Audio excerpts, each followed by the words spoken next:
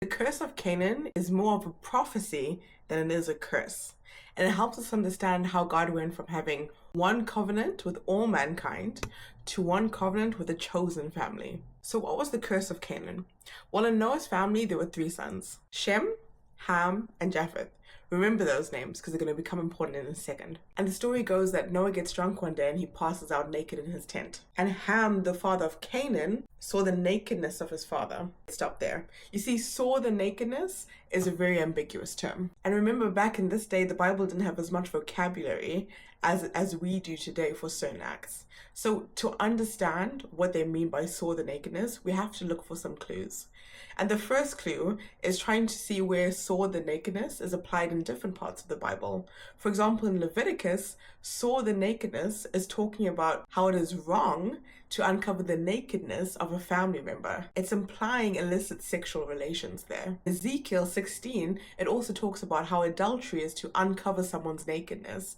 Again, adultery is a physical, intimate act, and therefore uncovering one's nakedness becomes associated with that.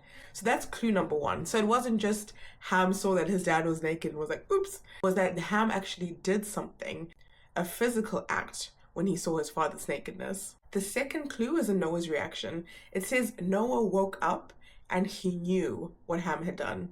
See, if Ham was just staring at him, if he just looked at him when he was naked, when someone wakes up, you don't know that someone was looking at you. And so we can't infer that the saw his nakedness was just about the eyes seeing someone was naked. It means that what Ham had done had left a physical impact on Noah such that he wakes up and he knows that something has been done. It's extremely dark and extremely shameful of Ham. So Noah responds with a prophetic curse and prophetic blessings for the other two brothers. You see, the other two brothers, Shem and Japheth, instead of doing whatever it was that Ham did, they saw that their father was vulnerable and they clothed him and they looked away. They showed mercy on him. They showed kindness to him. Whatever state Noah was in, they made sure to not gaze upon it, to not see him in the state that he was in. The two brothers act in a redeemable way when you compare it to Ham.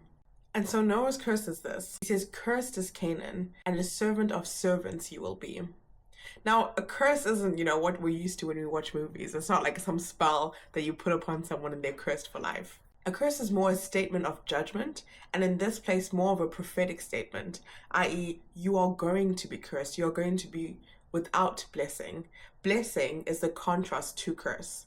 So he is saying that you are not blessed. And he is saying this to Canaan, Ham's son, because he's saying it is not a blessing that you have your father, that you come from your father. Because what history has taught us when we look at Cain and the descendants of Cain is that one thing that Cain did when Cain murdered that one person, Abel, his brother, that was multiplied through generations.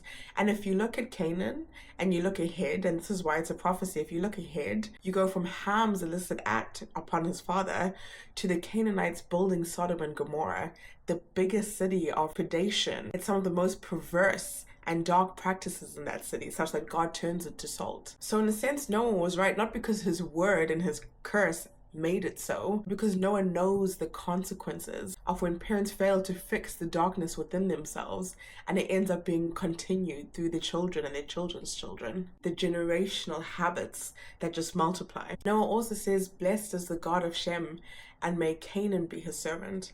And what Noah is saying here is that Shem, through his actions, shows that he follows God. When Shem saw that his father was vulnerable, he covered him, he protected him, he showed him mercy.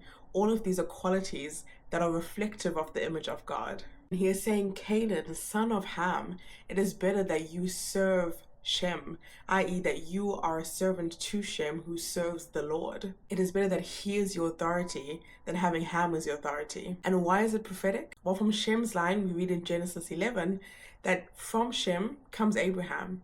And with Abraham, God forms a new covenant with the line of Abraham, the Israelites. And those Israelites are to be a chosen people, the representatives of God, in the same way that Shem, in this one basic act, represented God's kindness and his nature to his father. We know that God promises a land to Abraham, and that promised land is in the land of Canaan, the land of the Canaanites. So you can see how this curse is more just a prophetic statement of what is to come.